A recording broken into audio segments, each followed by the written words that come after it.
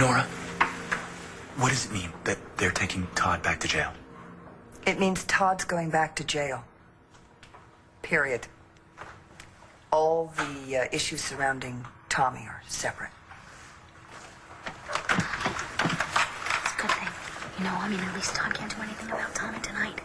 Can't send me back to jail, Your Honor. They're the ones who committed the crime, not me. They kidnapped my son that committed fraud. I will have order, and you, Mr. Manning, will let your attorney do the talking for you, or you'll be held in contempt. But, Your Honor, that little boy over there... I assure you, your claim about the child will be thoroughly examined. In the meantime, I expect the prisoner to be accorded all his rights as guaranteed by the Commonwealth.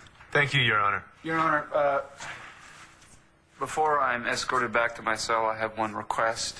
State it quickly, please. If I'm not allowed to take my son home, please don't let these baby thieves take him home.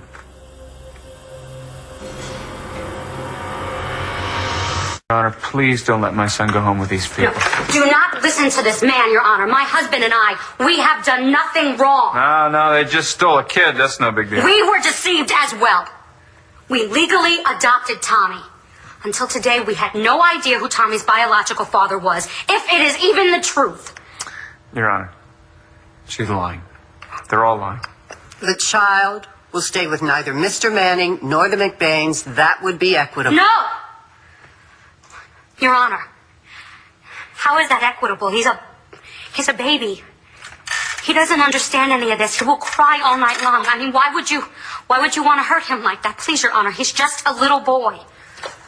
Your Highness, my name is Roxanne Louise Balsom, and I got a little something to say. Roxy, no, please, not now. Hey, zip it! Don't I got a right to weigh in here? I just got to tell you that I love Marcie and Michael like they're my own kids, and they live in my establishment, so I think I know them as good as anybody. I hope I don't regret this, but go ahead, Miss Balsom. Well, what I'm saying is, I love them like they're my own kids. Marcie and Michael. Yeah, the point, please. Well, my point, and I do have one, is that they love this kid. And look at him. He's happy and healthy and totally clueless. He knows less about what's going on here than I do, and that's saying a lot. But the one thing he knows is that these are his parents. And if he were to stay with strangers tonight, or any night for that matter, he'd be screaming and kicking his brains out. So I think that Marcie is right. We shouldn't punish this kid. We gotta do what's best for him. Isn't that the point?